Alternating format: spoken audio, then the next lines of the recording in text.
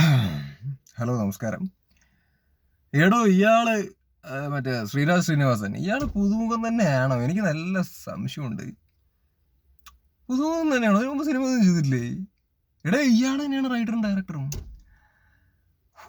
പുതുമുഖാണെന്ന് പറയില്ല കേട്ടോ. കിട്ടിലും സാധനം കിട്ടിലിനായിട്ട് എടുത്തു വെച്ചിരിക്കണു, കിടിലിനായിട്ട് എഴുതി വെച്ചിരിക്കണു. കിടിലൻ തിയേറ്റർ എക്സ്പീരിയൻസ്. ഇതാണ് സിമ്പിളായിട്ട് ഈ ഒരു സിനിമയെ കുറിച്ചിട്ട് എനിക്ക് പറയാനുള്ളത്.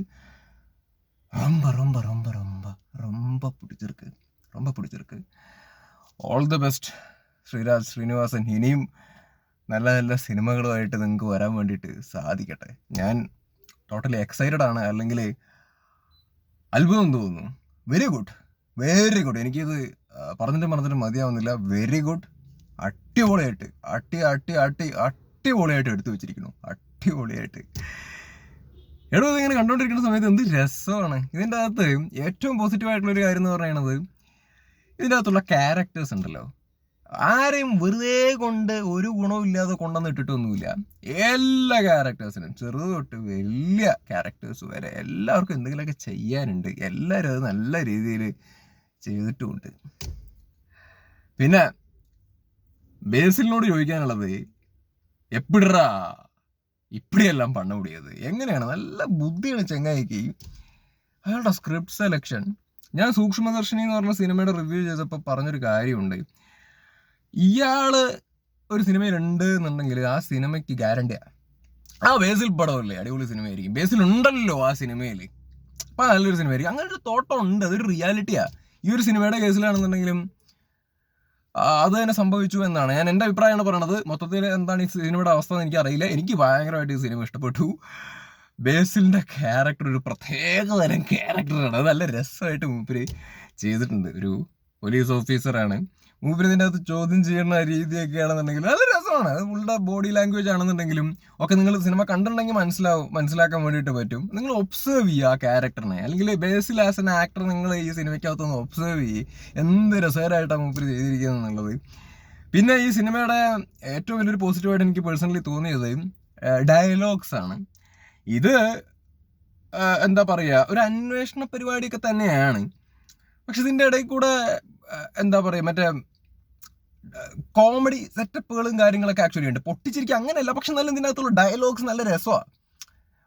മനസ്സിലായി? നമുക്ക് ചിരി വരും, സിറ്റുവേഷനിൽ നമുക്കത് ചിരി വരുന്ന തരത്തിലുള്ള പരിപാടികൾ. അതാണ് അടുത്തൊരു ഏറ്റവും വലിയ പോസിറ്റീവായിട്ട് എനിക്ക് ഈ സിനിമയുടെ തോന്നിയത്. ഡയലോഗ്സ് എന്ത് അടിപൊളിയായിട്ടാണ് അത് ചെയ്തത്. അത് സ്ക്രിപ്റ്റിൽ ഇങ്ങനെ എഴുതി വെച്ചതാണോ, അതൊക്കെ നാച്ചുറലി അവിടെ നിന്ന് ഇംപ്രവൈസ് ചെയ്ത് പറയുന്നതാണോ എന്നുള്ളത് എനിക്ക് അറിയില്ല. ബട്ട് അത് നല്ല രസമായിട്ട് ഇതിൻ്റെ അകത്ത് വന്നിട്ടുണ്ട്. പിന്നെ ഇതിൻ്റെ അകത്തുള്ള ഷാപ്പിൻ്റെ അകത്തുള്ള സീക്വൻസുകളൊക്കെ ആണെങ്കിൽ നല്ല രീതിയിൽ എടുത്തു വെച്ചിട്ടുണ്ട്. നല്ലൊരു പ്രത്യേക വൈബൊക്കെയാണ് തോന്നിയത്. പിന്നെ സൗബിൻ ഞെട്ടിച്ചു. സൗബിൻ അടിപൊളിയായിട്ടുണ്ട്. കിടിലൻ ക്യാരക്ടർ.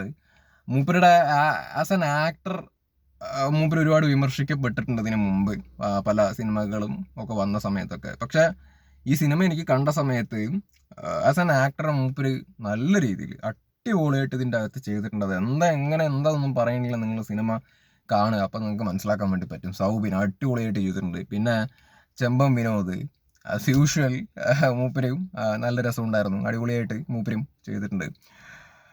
പിന്നെ എടുത്തു പറയേണ്ടത് ബാബു ഏട്ടൻ. എടോ, ആ ചെങ്ങായുടെ പേരെന്താണ്?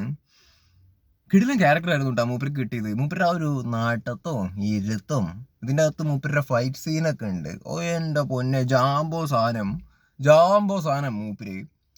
മൂപ്പർക്ക് കൊടുത്തിട്ടുള്ള പരിപാടിയാണെങ്കിൽ മൂപ്പര് നല്ല ഗംഭീര ക്യാരക്ടറായിരുന്നു. അത് മൂപ്പരത് ഗംഭീരമായിട്ട് തന്നെ ചെയ്തിട്ടുണ്ട്.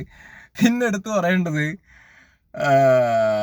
എന്താ പറയുക, മറ്റേ സൗബിൻ്റെ ഭാര്യയായിട്ട് അഭിനയിച്ച പുള്ളിക്കാരി. എടോ, അവരെ കാണാൻ നല്ല ഭംഗിയുണ്ട് കേട്ടോ. ഒരു പ്രത്യേക ഭംഗി, പ്രത്യേക ഒരു ആകർഷണമുണ്ട് അവരെ കാണുന്ന സമയത്ത്. നല്ല രസമുണ്ട് അവരെ കാണാൻ.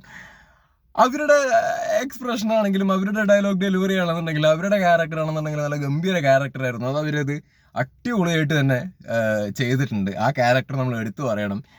പിന്നെ ഇതിൻ്റെ അകത്തുള്ള പോലീസുകാരനായിട്ട് അഭിനയിച്ച യോഹന്നാനോ എന്താ പുള്ളിയുടെ പേര്, മൂപ്പരും കൊള്ളായിരുന്നു. പിന്നെ അതിൻ്റെ അകത്തൊരു ലേഡി പോലീസ് ഓഫീസറായിട്ട് അഭിനയിച്ച ഒരു പുള്ളിക്കാരിയുണ്ട്. മൂപ്പരുടെ പേരൊന്നും അറിയില്ല. ചെറിയ ക്യാരക്ടർ കേട്ടോ, അതൊക്കെ ചെറിയ ചെറിയ സംഗതികളാണ്. പക്ഷെ എന്നാലും അവരുടെ എക്സ്പ്രഷനും അവരുടെ നോട്ടവും കാര്യങ്ങളൊക്കെ ആണെങ്കിൽ നല്ല രസമായിരുന്നു. ഇതൊക്കെയാണ് ഞാൻ ഏറ്റവും കൂടുതൽ നോട്ട് ചെയ്തൊരു കാര്യം.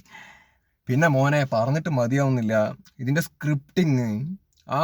ഇത് ഡയറക്ഷൻ, സ്ക്രിപ്റ്റിംഗ് ഓൾസോ കിടിലൻ. ഇത് ഡയറക്ഷൻ എന്ന് പറയുമ്പോൾ നമ്മളെങ്ങനെ കാണിച്ചു തന്നിരിക്കുന്നത്, അല്ലെങ്കിൽ എൻഗേജിങ് ആയിട്ട് നമുക്ക് ആ സിനിമയുടെ കൂടെ ഇൻവോൾവ് ആയിട്ട് പോകാൻ വേണ്ടി പറ്റുന്ന ലെവൽ അത് കിടിലനായിട്ട് എടുത്തു വെച്ചിട്ടുണ്ടോ. അത് ടോട്ടലി സാറ്റിസ്ഫൈഡ് ആണ്. ഭയങ്കര സാറ്റിസ്ഫാക്ഷൻ കിട്ടി ഈ ഒരു സിനിമ കണ്ടുകൊണ്ടിരിക്കുന്ന സമയത്ത്. ടോട്ടലി സാറ്റിസ്ഫൈഡ് ആയിരുന്നു. അടിപൊളി അടിപൊളി എവ്രിതിങ്. ഒന്നും ഇതിൻ്റെ അകത്ത് എന്താ പറയുക കുറച്ച് പറയാനില്ല, അല്ലെങ്കിൽ എനിക്ക് ഒന്നും ഇതിൻ്റെ അകത്ത് ക്രിട്ടിസൈസ് ചെയ്യാൻ മാത്രമുള്ള ഒരു പരിപാടി എനിക്ക് തോന്നിയില്ല. എല്ലാ ആവശ്യത്തിനുള്ള പരിപാടികളായിരുന്നു ഇതിൻ്റെ അകത്ത് ഉണ്ടായിരുന്നത്. സോ ഇതാണ് പ്രാവിൻ വീട് ഷാപ്പ്. എൻ്റെ അഭിപ്രായം സൂപ്പർ അടിപൊളി.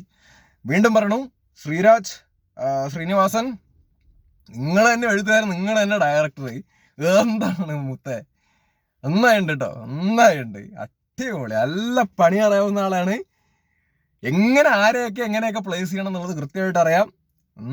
അടിപൊളി. ഇത്രേ പറയാനുള്ളൂ. കൂടുതലൊന്നും പറഞ്ഞ് ഞാൻ വലിച്ചു നീട്ടുന്നില്ല. ഇത്രയൊക്കെയാണ് പെട്ടെന്ന് എനിക്ക് ഇത് കിട്ടുന്നത്. പിന്നെ എന്തെങ്കിലും വിട്ടുപോയിട്ടുണ്ടോ?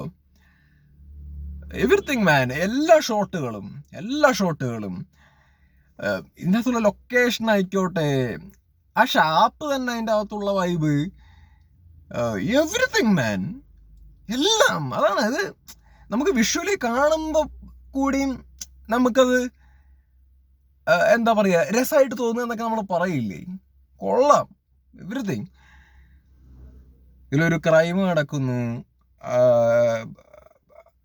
അത് ആരാ കൊലയാളി എന്നുള്ളൊരു ഇൻവെസ്റ്റിഗേഷൻ എന്നുള്ളൊരു സമയം. ഇൻവെസ്റ്റിഗേഷൻ എന്നുള്ള സെറ്റപ്പ് നമ്മൾ ഒരുപാട് സിനിമകൾ ആക്ച്വലി കണ്ടിട്ടുണ്ട് അല്ലേ, ക്രൈം സിനിമകൾ നമ്മൾ കണ്ടിട്ടുണ്ട്.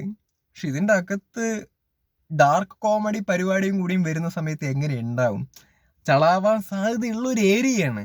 പക്ഷെ അവിടെ ഡാർക്ക് കോമഡി സെറ്റപ്പും കൂടി കൊണ്ടുവന്നിട്ട് എന്താണ് ബേസിലിൻ്റെ ക്യാരക്ടർ കൊണ്ട് ചെയ്യിപ്പിച്ചിട്ടുള്ള കാര്യങ്ങളൊക്കെയാണെന്നുണ്ടെങ്കിൽ ഒക്കെ അതാണ് കൺവിൻസിങ് ആയിട്ട്, ഭയങ്കര കൺവിൻസിങ് ആയിട്ട് തോന്നിയെന്ന് ഞാൻ പറയാൻ കാരണം എന്താ വെച്ചാൽ ഇതിൻ്റെ ഒരു ജോൺറർ അത്തരത്തിലുള്ളതാണ്. ഇതിൻ്റെ ക്യാരക്ടറൈസേഷൻ, എവറിത്തിങ്. എനിക്ക് ആ എഴുത്ത് ഭയങ്കര ഇമ്പ്രസീവ് ആയിട്ടാണ് തോന്നിയത് കേട്ടോ. എഴുത്ത് ഭയങ്കര ഇമ്പ്രസീവ് ആയിട്ടാണ് എനിക്ക് ആക്ച്വലി തോന്നിയത്. നന്നായി പണിയെടുത്തിരിക്കണം തല. അപ്പോൾ ദാറ്റ്സ് ഇറ്റ്. കൂടുതലൊന്നും പറയില്ല. Bye bye. എല്ലാവരും നിങ്ങൾ പറ്റുകയാണെങ്കിൽ തിയേറ്ററിൽ തന്നെ പോയി കാണാൻ വേണ്ടിയിട്ട് ശ്രമിക്കുക, മിസ്സാക്കാതിരിക്കാൻ വേണ്ടി ശ്രമിക്കുക. നല്ലൊരു സിനിമയാണ്.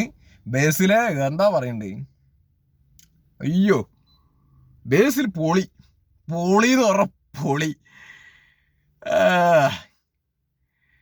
പക്ഷേ സൗവിൻ്റെ വൈഫും എന്താ പറയുക ബേസിലും തമ്മിലുള്ളൊരു വീട്ടിൽ വെച്ചിട്ടുണ്ടാവുന്നൊരു സീനൊക്കെ ഉണ്ട്. ആ സമയത്തുള്ള മൂപ്പരുടെ പ്രകടനവും ഒക്കെ അതാണ് പറഞ്ഞത്. നമ്മളിങ്ങനെ ഒരു ആക്ടറെ നമ്മളിങ്ങനെ ഒബ്സർവ് ചെയ്യുന്ന സമയത്ത് കുറെ കാര്യങ്ങൾ രസകരമായിട്ട് കിട്ടും.